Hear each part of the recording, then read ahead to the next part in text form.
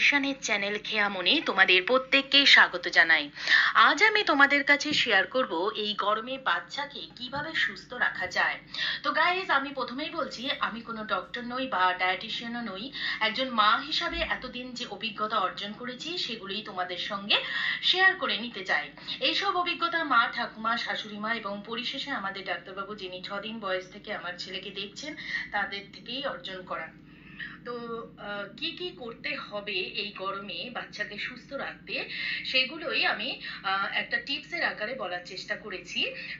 তো তোমরা দেখতে থাকো এই ভিডিওটা, এবং যদি তোমাদের কিছু উপকার হয় সেটাই হবে আমার এই ভিডিও তৈরি করার সার্থকতা। প্রথমেই যেটা মনে রাখতে হবে সেটা হচ্ছে যে বাচ্চাকে খাওয়া দাওয়া নিয়ে খুব একটা চাপ সৃষ্টি করা যাবে না এই গরমে, কারণ গরমে ওদের খাওয়ার ইচ্ছেটা অনেকটাই কমে যায়, এবং সেই কারণে ওদের কিন্তু খাওয়া নিয়ে কোনো জোরাজুরি করা যাবে না। এবং দুপুরের দিকে যাতে ওরা না বাড়ির বাইরে বের হয় সেদিকটা খুব ভালোভাবে লক্ষ্য করতে হবে।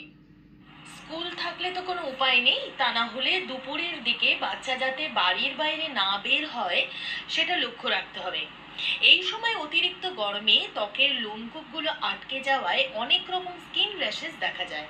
তাই যথাসম্ভব ফুল স্লিভ জামা পরাতে হবে বাচ্চাকে, এবং চেষ্টা করবেন কটনের জামা পরাতে। আর দিনে অন্তত দুবার স্নান করাতে হবে। অতিরিক্ত ঘামে মাথায় ময়লা জমে, তাই রোজ বা 2 দিন অন্তর শ্যাম্পু করাবেন। আমার ছেলে যেহেতু বিকালে সুইমিং ক্লাসে যায়, তাই ও দিনে একবারই স্নান করে। পরিমাণ মতো জল খাওয়াতে হবে। কিডনির রোগ বা ডাক্তারের বারণ আছে এমন বাচ্চাদের ছাড়া প্রতিটি বাচ্চাকে বারে বারে জল অফার করতে হবে।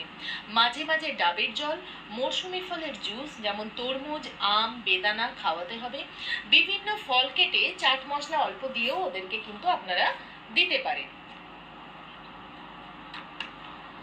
তবে চেষ্টা করবেন মিড মর্নিং এর থেকে শুরু করে 4টের মধ্যে ফল খাওয়াতে। যদি বাচ্চা স্কুলে যায় তাহলে ওআরএস দিতে পারেন। এখন বাজারে বিভিন্ন কোম্পানির রেডিমেড ওআরএস পাওয়া যায়, সেগুলি ওদের সঙ্গে দিয়ে দিতে পারেন।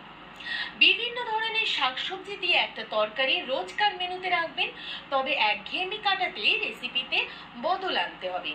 সবজির মধ্যে যেগুলিতে জলের ভাগ বেশি, যেমন লাউ, কুমড়ো, ঝিঙে, চিচিঙ্গে রাখার চেষ্টা করবেন। যথাসম্ভব ভাজা জিনিস এড়িয়ে চলাই ভালো। চিপস, ফ্রাইড স্ন্যাক্স, মোমোস এই সময় না খাওয়াই ভালো।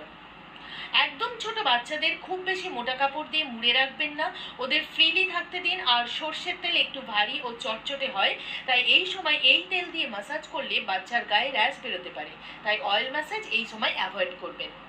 চেষ্টা করবেন এই সময় ফ্রিজের বাসি খাবার এড়িয়ে চলতে, অর্থাৎ ফ্রেশ খাবারটাই বাচ্চাদের দেওয়ার চেষ্টা করবেন এবং নিজেরাও খাবেন।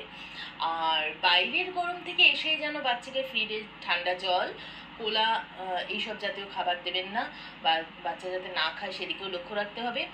আর গরমে এসি তো চালাতেই হবে, তবে তার টেম্পারেচার যেন বাইরের টেম্পারেচার থেকে অতিরিক্ত কম না হয়। ধরুন বাইরে আপনার চলছে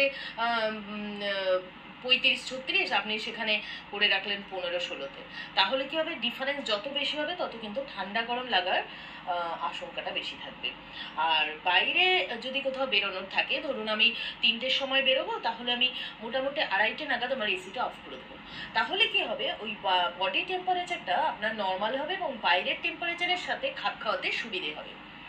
আর এই সময় সর্দি কাশি হয়ে থাকে অনেক বাচ্চার। তো আমি যখন কলকাতায় অ্যাপোলোর একজন ডক্টরকে দেখাতাম, তখন উনি আমাকে বলেছিলেন যে মানে 1 কাপ জলে 4-5টি তুলসী পাতা এবং 1 চামচ তাল মিছরি, এলাচ একটা, গোলমরিচ 4টে ও যষ্টি মধু দিয়ে ফুটিয়ে ওটাকে 1/2 কাপ করতে হবে। তারপর ওই মানে লিউকওয়ার্ম থাকবে, হালকা উষ্ণ থাকবে, এরকম বাচ্চাকে খাওয়াবে।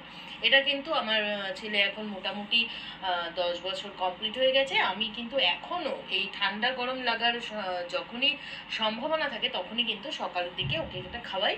ভীষণ কিন্তু উপকারী এটা। এবং আমার মনে হয় যে এতক্ষণ যেগুলো আমি বললাম সেগুলো যদি আপনারা মেনে চলেন, তাহলে আপনাদের বাচ্চাকে এই গরমে আপনারা সুস্থ রাখতে পারবেন। আমার এই বক্তব্য যদি আপনাদের ভালো লাগে ও কিছুমাত্র উপকার হয়, তাহলে আমি নিজেকে ধন্য মনে করব।